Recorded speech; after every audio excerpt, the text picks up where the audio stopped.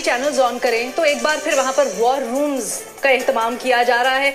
एक बार फिर जोर जोर से चीखने चिल्लाने की आवाजें आ रही हैं और ये सारा माहौल बनाया जा रहा है, क्योंकि भारत, हम कल ही अभी बात कर रहे थे बल्कि कि पाकिस्तान के साथ तो कशीदगी चली रही है, लेकिन अब दीगर हमसायों के साथ भी भारत की जारहियत और जंगी जुनून वहां पर देखा जा रहा है।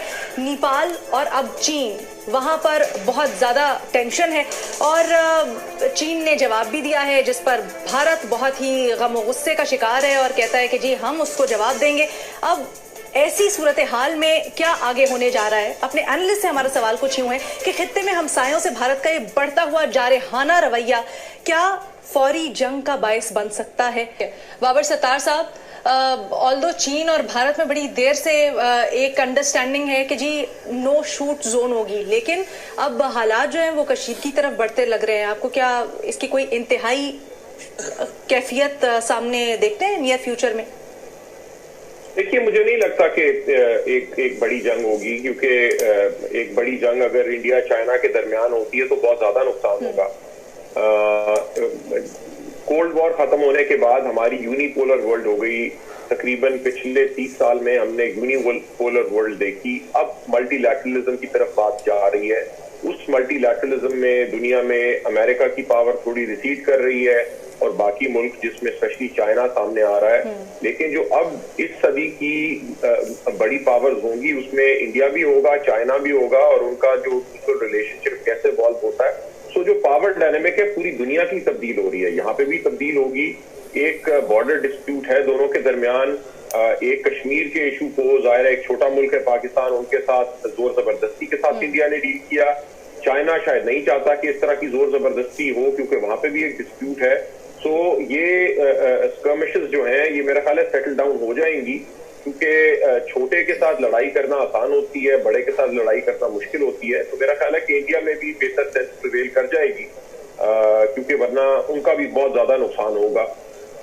इमीडिएट टर्म में तो शायद हमें थोड़ा सा फायदा हो कि टेंशन इनकी अगर चाइना के साथ इंडिया की रहती है तो उनकी तवज्जो शायद पाकिस्तान की तरफ से हट जाए।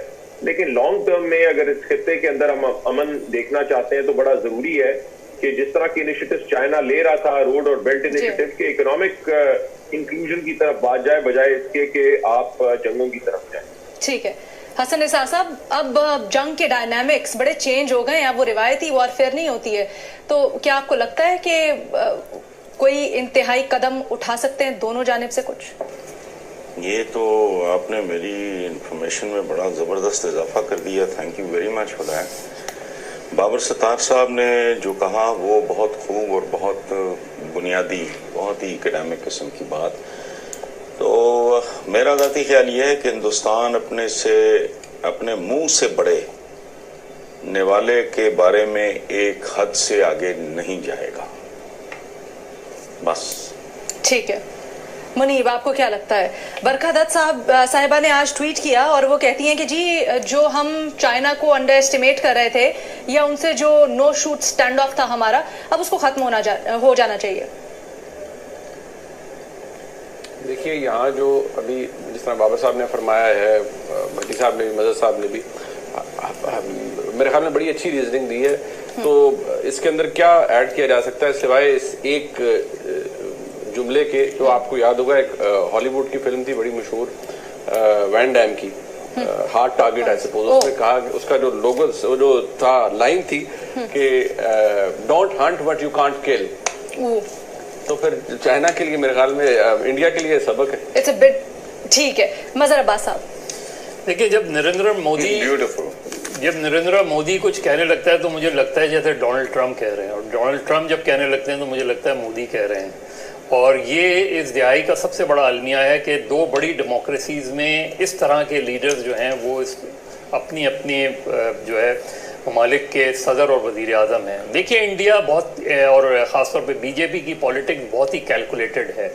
वो टेंशन बिल्ड करते हैं, वो अटेंशन डाइवर्ट करते हैं, वो अपने लोगों को एक तरफ से उसी वॉर हिस्टीरिया में रखना चाहते हैं, उसी इंतहा पसंदी की सोच को आगे बढ़ाना चाहते हैं। और इंतहा पसंदी की सोच कुछ इंतहा पसंदाना इक़दामात से ही आगे बढ़ती है। वो एक नेगेटिव पॉलिटिक्स पे बिलीव करते हैं, वो नफ़रत की सियासत पर बिलीव करते हैं। वो समझते हैं कि इस तरह की सियासत करने से लोगों के जो अपने मसाइल हैं, और जाहिर है एक ख़ास सिचुएशन जब आप डेवलप करते हैं तो कौम, वो समझते हैं कि कौम यूनाइट हो जाती है, लेकिन इसके फॉल आउट्स बड़े बुरे हैं। इसके फॉल आउट में सबसे ज़्यादा मुतासर खुद इंडिया हो रहा है, खुद इंडियन सोसाइटी हो रही है। और इस वक्त की इंडियन सोसाइटी, अगर आप आज से 10, 15, 20 साल पुरानी इंडियन सोसाइटी को देखें तो बिल्कुल कंप्लीटली मुख्तलिफ माहौल पैदा हो गया है। ऐसे आप मीडिया की आपने बात की, एक ज़माने में इंडियन न्यूज़पेपर्स जो होते थे उसमें जो कॉलम्स छपते थे, जो उसके राइटर्स होते थे, आज कोई भी मुश्किल से आपको एक आध कोई सेन वॉइस इंडियन टेलीविज़न पे नज़र आएगी। ये इंडियन सोसाइटी में जो ट्रांसफॉर्मेशन नज़र आ रही है हमें, इसका नुकसान सिर्फ इंडिया को हो रहा है, इसकी तबाही खुद इंडिया के